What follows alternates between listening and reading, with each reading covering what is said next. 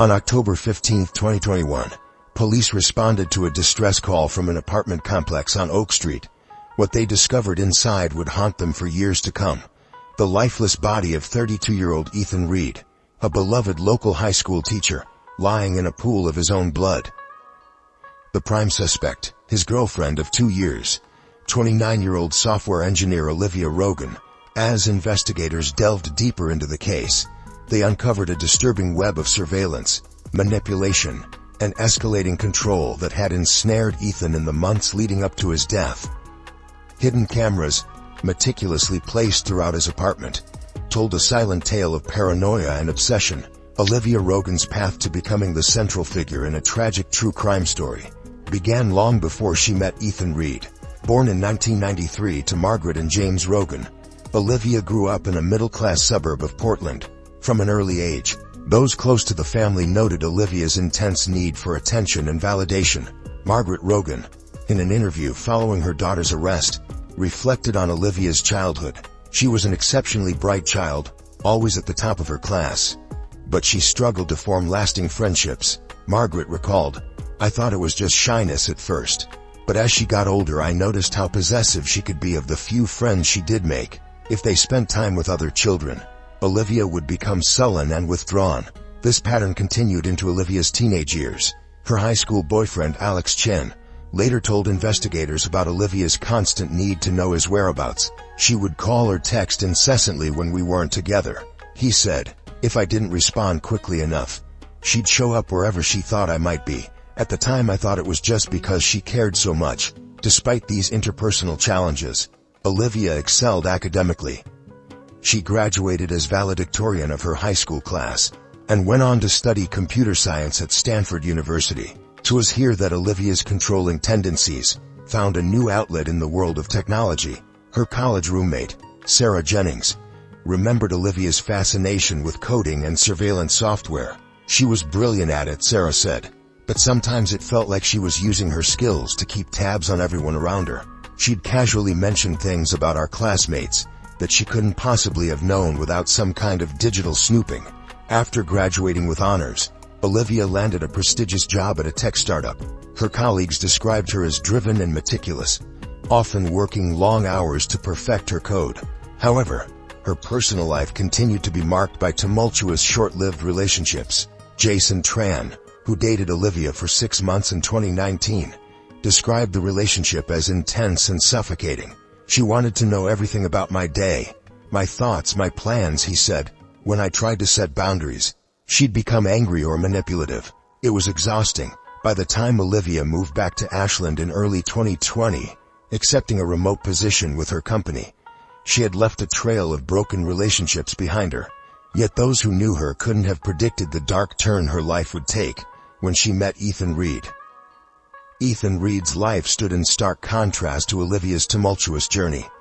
Born in 1990 in Ashland, Ethan was the youngest of 3 children in a close-knit family. His older sister Amanda Reed described their childhood as idyllic. "We grew up surrounded by nature, spending our summers hiking in the mountains and our winters skiing."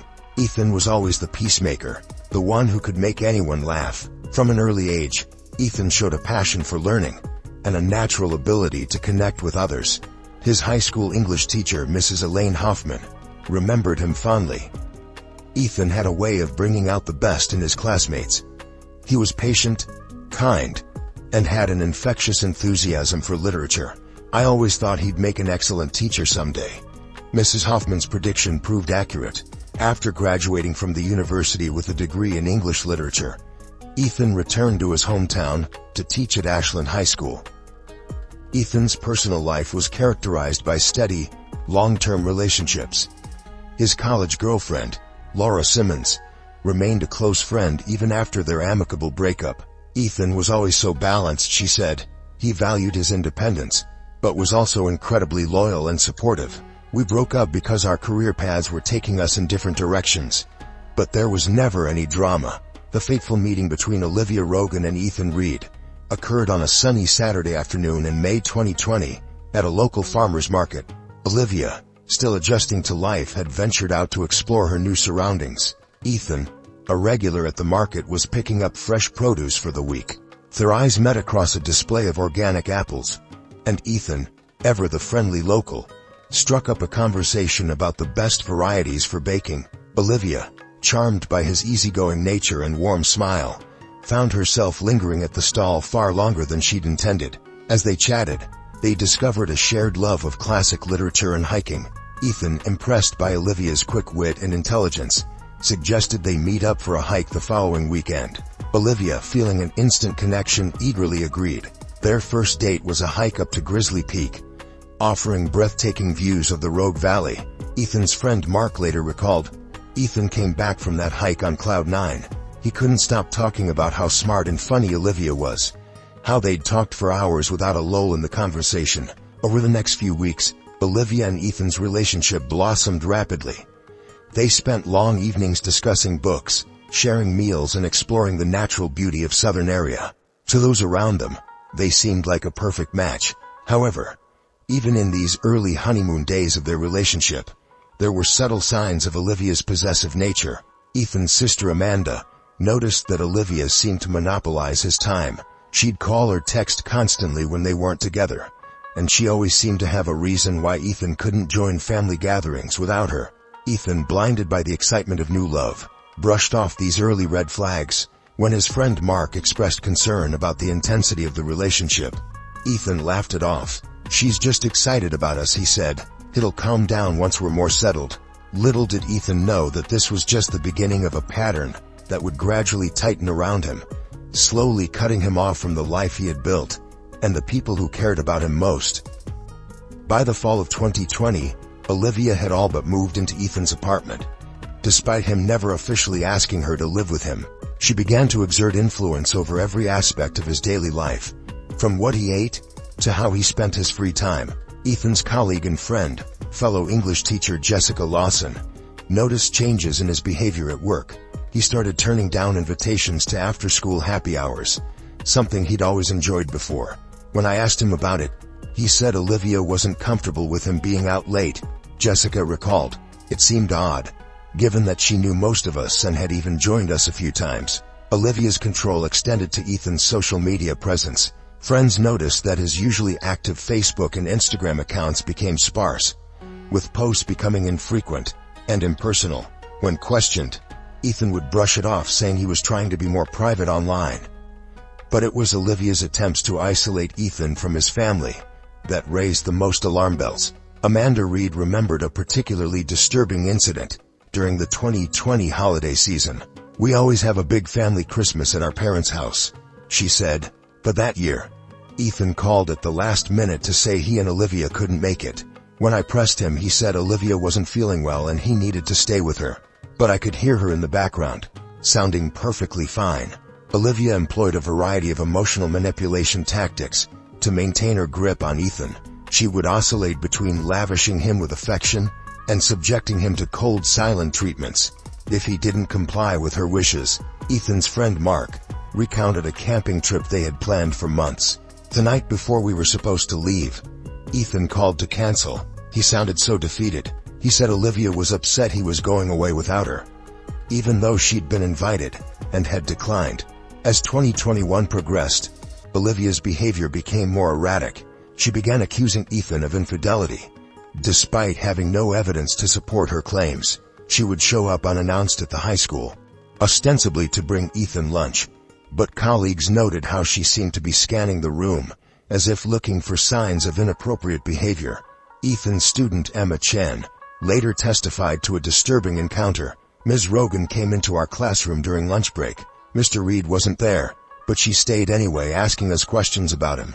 It felt really weird and invasive." Despite the mounting evidence of Olivia's controlling behavior, Ethan remained committed to the relationship. Those close to him noted his increasing stress and anxiety, but he would deflect their concerns, often making excuses for Olivia's actions. His sister Amanda confronted him directly in the summer of 2021. "I told him I was worried, that this didn't seem like a healthy relationship," she said. "But he just got defensive. He said I didn't understand Olivia, that she'd been hurt in the past and needed extra reassurance. He truly believed he could help her overcome her insecurities." As Olivia's paranoia and need for control reached new heights, she made a decision.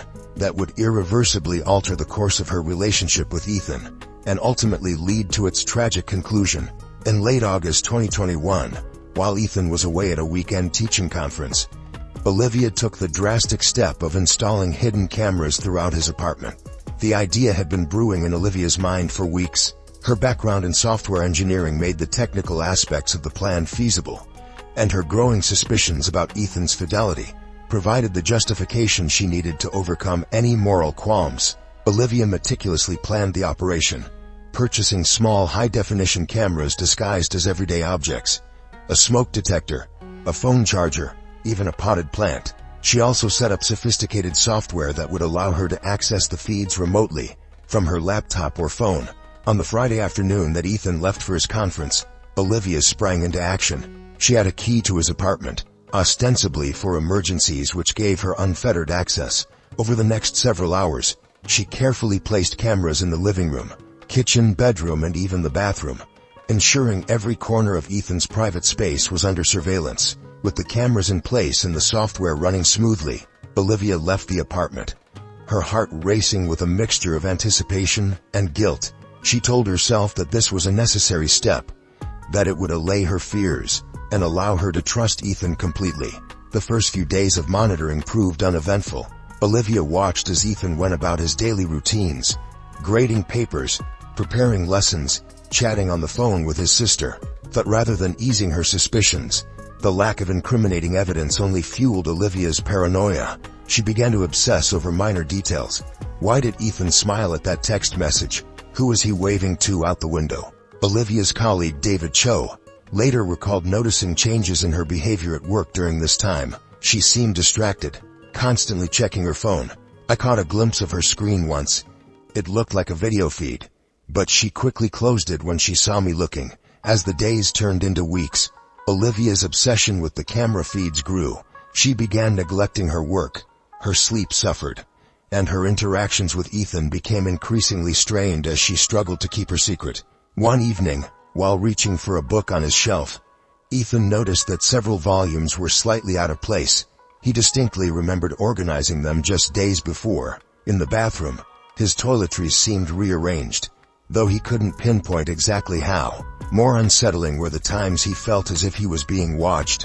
He'd be grading papers in the living room, and suddenly feel a prickle on the back of his neck, as if someone's eyes were on him. But when he looked up, he was alone. Ethan's friend and fellow teacher Jessica Lawson recalled a conversation they had during this period. He mentioned feeling on edge in his own home, she said. He laughed it off, saying he was probably just stressed about work, but I could tell it was really bothering him. Olivia's behavior added to Ethan's growing discomfort. She began making comments about his daily activities that she shouldn't have known about. Once she mentioned in passing that she liked the new brand of coffee he'd bought, despite not having been to his apartment in days. Another time, she asked about a phone call he'd had with his mother, though he was certain he hadn't mentioned it to her. When Ethan would express confusion about these slip-ups, Olivia would quickly change the subject or provide vague explanations. He must have mentioned the coffee in passing, she'd say. Or perhaps his mother had told her about the call. As his unease grew, Ethan found himself second-guessing his own memories and perceptions. Am I just being paranoid? He wondered. Is the stress of work getting to me? Despite his attempts to rationalize the strange occurrences, Ethan couldn't shake the feeling that something was deeply wrong. He began to pay closer attention to his surroundings, noting any changes or oddities in his apartment. He even considered confiding in his sister Amanda, but hesitated, worried that his suspicions might sound absurd or that he might be overreacting. The moment of revelation came on an October evening in 2021. Ethan had been grading papers late into the night, the soft glow of his laptop illuminating the living room. As he stretched and prepared to call it a night, his elbow knocked a small potted plant off the side table. The pot shattered on the hardwood floor, soil and ceramic shards scattering across the room. As Ethan knelt to clean up the mess, something caught his eye amidst the debris. A tiny lens, no bigger than a pencil eraser, glinted in the low light. His heart racing, Ethan carefully extracted the object from the soil.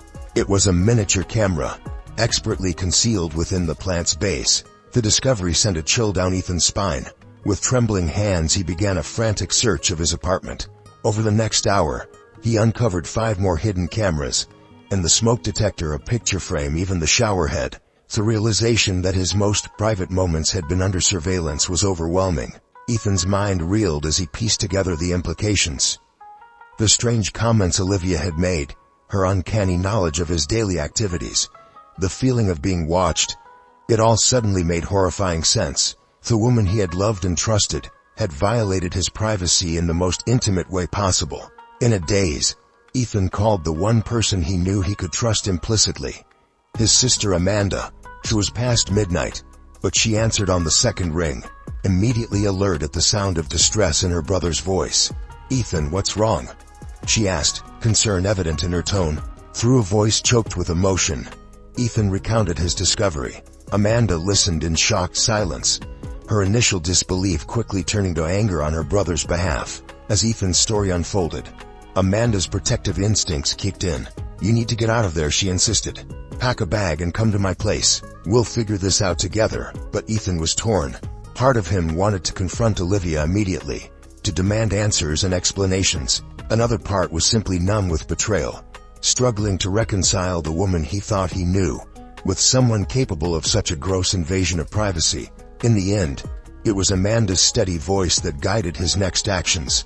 "Document everything," she advised. "Take pictures of the cameras. Save any recordings you can find. We'll go to the police in the morning." As the first light of dawn broke over Ashland, Ethan sat on his couch, surrounded by the dismantled remains of Olivia's surveillance network. His phone buzzed with a text from Olivia.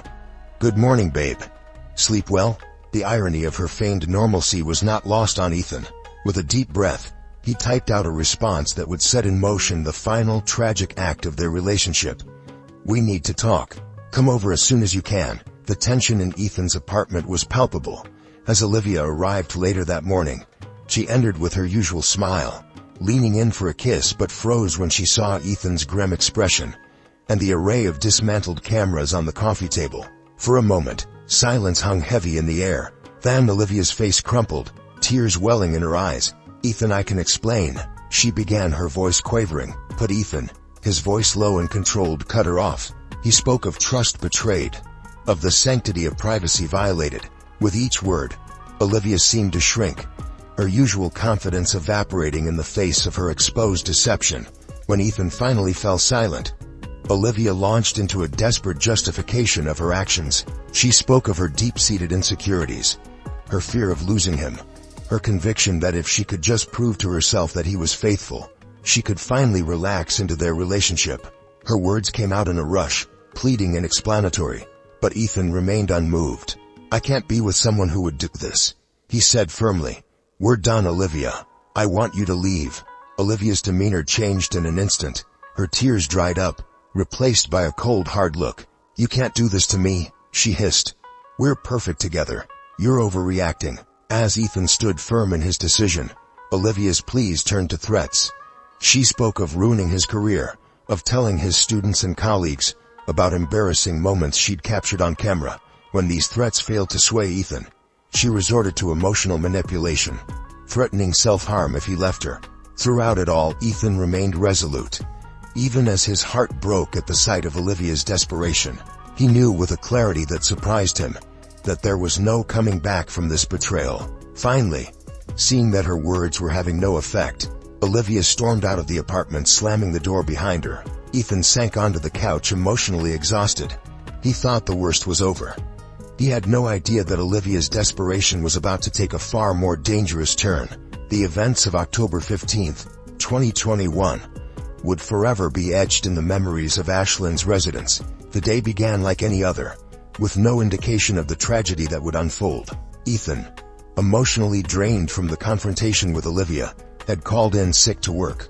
He spent the morning talking with his sister Amanda, making plans to file a police report about the hidden cameras. As evening approached, he decided to take a walk to clear his head, leaving his phone behind to avoid any desperate messages from Olivia. It was during this absence that Olivia made her final fatal return to Ethan's apartment. Neighbors would later report seeing her enter the building, her face set in a mask of determination. She used her key to let herself in, her mind racing with a mix of anger, desperation, and a twisted sense of righteous indignation. When Ethan returned home around 7 p.m., he found Olivia waiting for him in the darkened living room. The sight of her there, uninvited and unexpected, sent a jolt of fear through him. "Olivia, what are you doing here?" he asked, his voice wary. Olivia's response was chilling in its calmness. "We're going to fix this, Ethan," she said. "You'll see that we belong together." What followed was a heated argument that quickly spiraled out of control. Olivia vacillated between pleading for another chance and lashing out with bitter accusations. Ethan, his patience exhausted, demanded that she leave immediately. It was then that Olivia's fragile control snapped. In a move that would shock even those who knew of her obsessive tendencies, she produced a kitchen knife she had taken from Ethan's own drawer. The next few moments were a blur of violence and terror. Ethan, caught off guard by the sudden escalation, tried to reason with Olivia, even as he backed away from the blade. But Olivia, beyond the reach of reason, lunged forward. In the struggle that ensued, Ethan's training as a former high school wrestler came into play. He managed to grapple with Olivia, trying to disarm her without causing harm. But in her frenzied state, Olivia's strength seemed superhuman. Neighbors would later report hearing shouts and the sound of breaking glass. One, concerned by the commotion, called 911, but help would arrive too late. By the time police broke down the door of Ethan's apartment, the tragic scene had already played out to its grim conclusion. They found Ethan on the floor with multiple stab wounds marking his body, the life already fading from his eyes. Olivia sat beside him, the bloody knife still clutched in her hand, her gaze vacant as she stared at what she had done. As paramedics rushed in, futilely attempting to save Ethan's life, Olivia offered no resistance when the police took her into custody. Her only words, repeated over and over like a mantra, were, "He was supposed to love me forever." The investigation, led by Detective Sarah Nguyen of the Ashland Police Department, quickly uncovered the full extent of Olivia's surveillance operation, revealing months of invasive monitoring. This digital trail, along with physical evidence from the crime scene and witness statements, painted a damning picture of obsession and premeditated violence. Ethan's family and friends were devastated. His sister Amanda in particular struggled with guilt. "I knew something was wrong," she said in a tearful interview. "I should have pushed harder, done more to get him away from her." As the investigation progressed, more details of Olivia's troubled past came to light. Former colleagues and ex-boyfriends came forward with stories of her controlling behavior and emotional manipulation. Her parents, shell-shocked by their daughter's actions, could only offer tearful apologies to Ethan's family. The district attorney presented a methodical case, walking the jury through the progression of Olivia's obsessive behavior. The recovered surveillance footage played a central role, starkly illustrating the invasion of Ethan's privacy. The defense didn't contest the basic facts of the case. Instead, they focused on Olivia's mental state, bringing in expert witnesses to testify about her history of attachment issues and borderline personality disorder. They argued that Olivia's actions were the result of a mental health crisis, not premeditated murder. Olivia herself took the stand, her testimony an unsettling mixture of remorse and rationalization. She spoke of her deep love for Ethan and her fear of abandonment, claiming that she never meant to hurt him. Her apparent lack of full comprehension of the gravity of her actions left many in the courtroom disturbed. After a 2-week trial and 3 days of deliberation, the jury returned a guilty verdict on charges of first-degree murder. At the sentencing hearing, the judge delivered a scathing indictment of Olivia's actions before sentencing her to life in prison without the possibility of parole. As Ashland slowly healed, the community was left to reflect on the nature of love, trust, and the human capacity for both compassion and cruelty. The case would be remembered, not just for its shocking conclusion, but as a catalyst for change and a somber reminder of the importance of recognizing and addressing toxic relationship dynamics before they escalate to tragedy.